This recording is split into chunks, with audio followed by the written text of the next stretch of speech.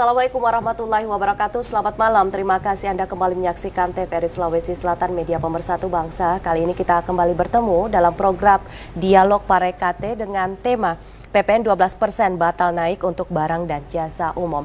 Iya, dan saudara, dalam beberapa pekan terakhir, isu mengenai rencana kenaikan tarif pajak pertambahan nilai atau PPN menjadi sorotan publik.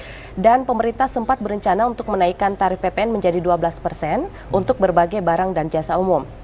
Namun keputusan ini baru-baru ini dibatalkan, tepatnya diumumkan pada 31 Desember 2024. Nah, apakah ini menjadi kado tahun baru yang tepat untuk Indonesia dan juga masyarakat?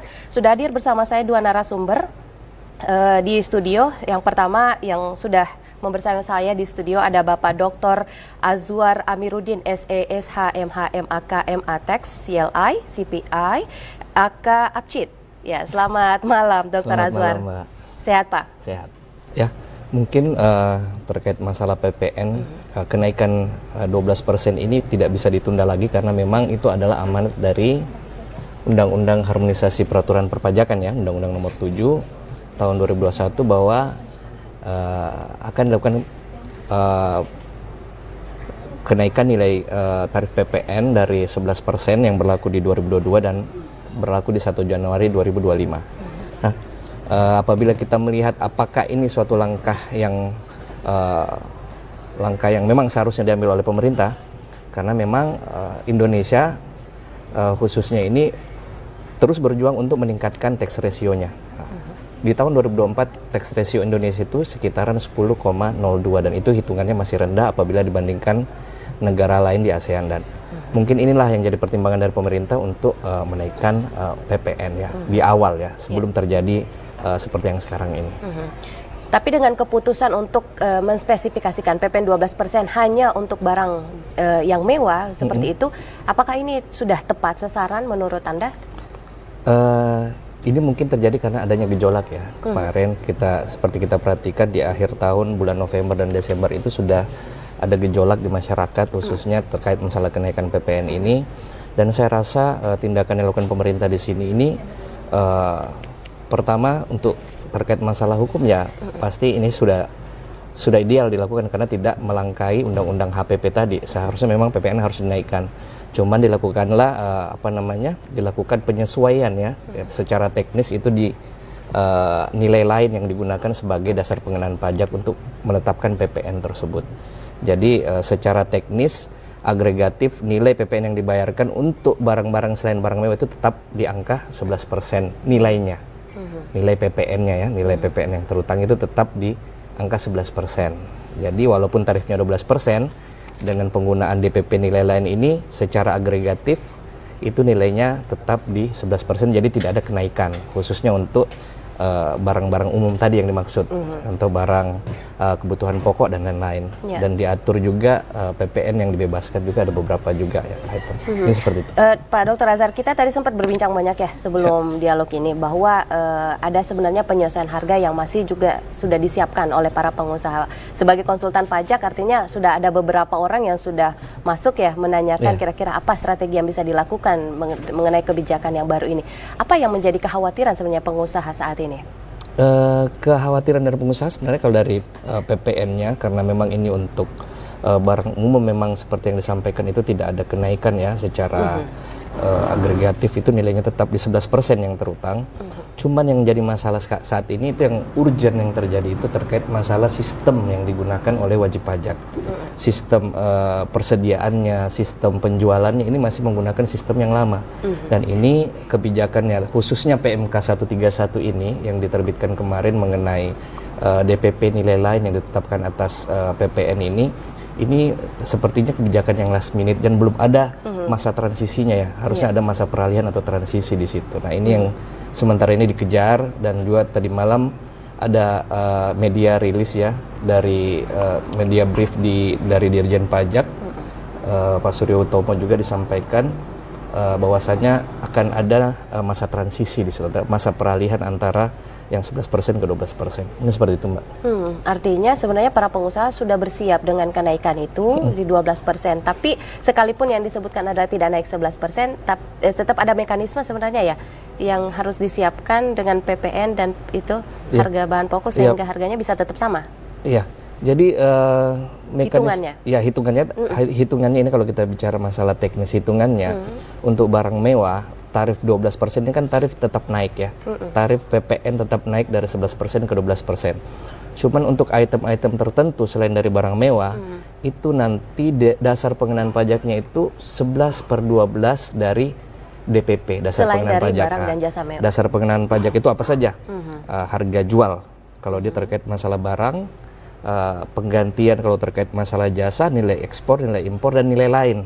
Nah, inilah strategi yang digunakan oleh pemerintah menggunakan nilai lain. Dengan tarifnya tetap naik 12%, ternyata ada nilai lain yang digunakan di situ. Yang 11/12 dari nilai dasar pengenaan pajak. Sehingga apabila dihitung secara keseluruhan, nilai dari PPN yang terutama itu tetap 11% untuk barang-barang selain non barang mewah itu. Sehingga tadi. masyarakat yang khususnya yang mengkhawatirkan ini kan Ya. menengah bawah ya. Ya. Harga yang mereka lihat itu tetap sama dari 2024 ke 2025 dengan aturan Nilai baru. PPN terutangnya tetap sama, nilainya tetap sama. Bapak yang belum stabil. Sebenarnya terkait masalah compliance ya, kepatuhan. Memang untuk meningkatkan tadi tax ratio itu ada compliance gap dan ada juga policy gap, Prof. Mungkin. Policy gap ini di mana kebijakan yang dibuat ini sebenarnya seharusnya ditujukan ke tax base yang seharusnya memungkinkan untuk dipajaki dengan lebih besar, tetapi justru mendapatkan fasilitas atau tax facilities, Prof. Mungkin seperti itu.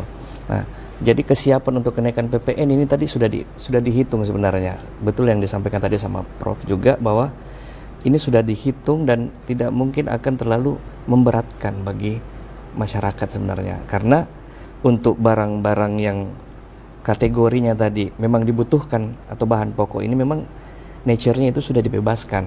Sebelumnya bukan objek pajak, kemudian menjadi objek pajak, tapi dia dibebaskan karena ketentuan peraturan pemerintah. Jadi kalau saya menanggapi gimana kita ngejar penerimaan tax ratio bisa naik, ya ada basis pemajakan ini yang seharusnya objek ini yang dikenakan tapi malah dibebaskan. Mungkin saya concernnya di situ. Jadi kita lebih ke policy gap ya. Jadi ada kebijakan-kebijakan yang dilakukan sebenarnya kalau menurut saya ini tidak perlu dilakukan karena terkait masalah sumber daya alam dan lain-lain ini mungkin kan itu yang signifikan ya. Kalau di PPN kemarin sebelum dibebaskan, PPN itu dari 1 April sampai November 2022 sebelum PP 49 itu keluar itu betul-betul mendongkrak penerimaan negara karena naik jadi dari 10 naik ke 11%, terus dari barang tambang yang tadinya itu bukan objek pajak naik kemudian dipajaki. Nah, kemudian kan ada lagi kebijakan-kebijakan yang ternyata menyebabkan hal itu tidak bisa dilanjutkan. Nah, ini memang karena negara kita ini memang ya seperti itu mungkin. Kebijakan-kebijakan ini mungkin arahnya lebih ke politis dan lain-lain seperti itu mungkin, Pak. Tapi dengan kondisi itu, apakah itu artinya sosialisasi dari pemerintah ini sebenarnya belum banyak atau belum maksimal sehingga masyarakat belum paham sebetulnya? Saya rasa sebenarnya sudah maksimal ya Direktorat Jenderal Pajak khususnya di Kementerian Keuangan untuk ada program-program yang dilakukan sosialisasi di bagian Kanwil biasanya itu ada di P2 Humas dan lain-lain itu sudah betul-betul dimaksimalkan untuk diberikan kepada masyarakat terkait ini. Dan tadi PPN ini memang sudah memang seharusnya naik ya, sudah memang seharusnya naik karena memang sudah diatur undang-undangnya dan ini tidak bisa ditunda lagi. Jadi mungkin saya melihat kalau seperti ini kondisinya mungkin ke depannya akan ada pertimbangan lebih lanjut lagi karena ini sudah terlanjur ada untuk membackup itu harus sudah ada dikeluarkan juga anggaran juga 270 triliun itu untuk membackup kenaikan ini dan saya rasa memang secara bertahap mungkin tetap akan dinaikkan nanti. Tetap akan dinaikkan ya. Tapi masyarakat juga harus paham. Ya, harus paham dampaknya pada saat ini sudah disesuaikan pasti akan lebih bagus lagi untuk bagi penerimaan negara kita. Tidak cukup besar. Nah, kalau misalnya targetnya sekarang adalah barang dan jasa mewah, apakah itu sudah tepat untuk langkah terkini di awal tahun 2025? Nah, PPN ini kan pajak objek ya, yang sifatnya objektif dan cenderung paling gampang untuk dipajaki. Nah, tujuan dari PPNBM ini kan sebenarnya untuk mengatur pola konsumsi dari masyarakat, mengatur supaya produsen yang UMKM dan menengah ke bawah ini tetap bisa bergeliat gitu, tetap berjalan. Nah, dengan memajaki 12% khusus untuk barang mewah ini, menurut saya ini hal yang tepat ya untuk melihat kondisi yang akhir-akhir ini politis, sehingga menyebabkan adanya gejolak-gejolak di masyarakat ya. Jadi kenaikan PPN ini, tarif PPN, saya rasa ini sudah tepat untuk PPNBM ini ya. Tapi Pak Dr. Azhar, saya sedikit juga mengutip beberapa pernyataan dari Apindo ataupun Kadin. Kalau ketika pajak itu dinaikkan harusnya melihat, karena ibarat pajak itu adalah buah dari pohon. Ketika pohon atau bisnisnya itu sehat, pajaknya ya boleh saja dinaikkan. Mungkin para pelaku usaha bisa saja ditarik pajak dengan nilai tinggi. Itu gimana pandangan Anda? Nah, itu sebenarnya apakah prinsip pemajakan itu ada taxing for growth ya, untuk perkembangan ya, untuk sesuatu yang bertambah itulah sebenarnya yang harus dipajaki ya. Untuk penghasilan yang bertambah seharusnya itulah yang semakin. Jadi kita kan tarifnya kita khusus untuk orang pribadi ini kan progresif ya. Jadi semakin tinggi jumlah penghasilan bersihnya, semakin tinggi pajak yang dikenakan. Jadi seharusnya pengusaha-pengusaha juga melihat kalau negara kita ini memang butuh pajak. Jadi tidak hanya melihat bahwasanya kenaikan pajak ini berpengaruh, tapi memang karena pajak ini dibutuhkan untuk menciptakan masyarakat yang lebih adil ya, dan merata tadi.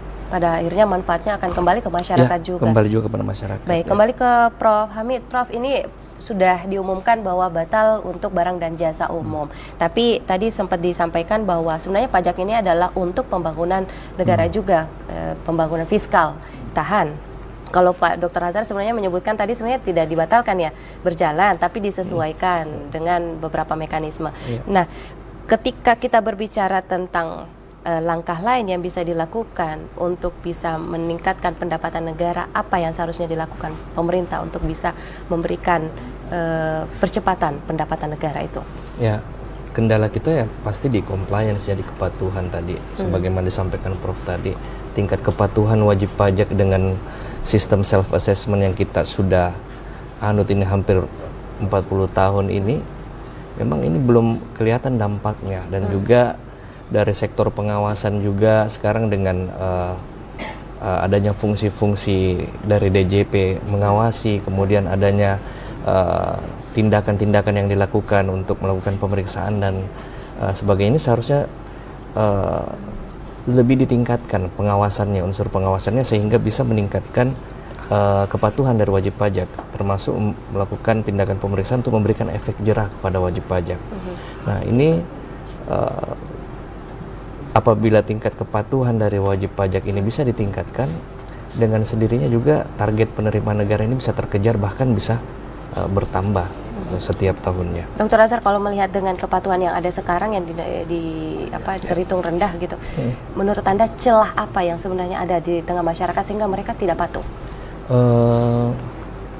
Ya, kita melihat mungkin moral pajak kita ini ya, khususnya wajib pajak ini masih sangat rendah ya, karena melihat pajak ini sebagai hal yang negatif tanpa melihat bahwa fungsi dari pajak ini sendiri sebenarnya untuk bagaimana memenuhi pendapatan negara untuk membiayai pengeluaran negara. Jadi melihat bahwasanya pajak ini dikenakan atas dirinya sendiri dan itu mengurangi kemampuan konsumsinya dia, sehingga dia merasa bahwasanya tidak perlu. Dan memang dengan sistem self assessment ini membuka celah juga kepada wajib pajak,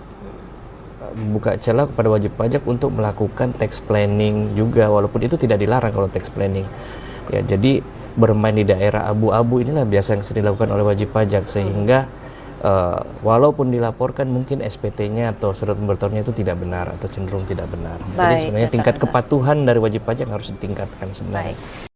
Terima kasih Profesor Dr. Abdul Hamid Padu MACRP, Guru Besar Ekonomi Bidang Keuangan Negara, atas waktunya Pak Prof di tengah kesibukan. Dan juga Dr. Azwar Afiruddin, SESH, MH, MAK, MA Tax, CLI, CPA, AK, APSID, atas waktunya berbincang bersama kita di Dialog Para Kata. Semoga saja input dari Prof dan juga Dr. Azwar bisa memberikan masukan kepada kita betapa pentingnya sebetulnya pajak ini untuk pembangunan negara. Dan akhir kata, saya Rida Mardia, mewakili seluruh kerabat kerja yang bertugas, mengucapkan terima kasih atas perhatian dan kebersamaan Anda. Sampai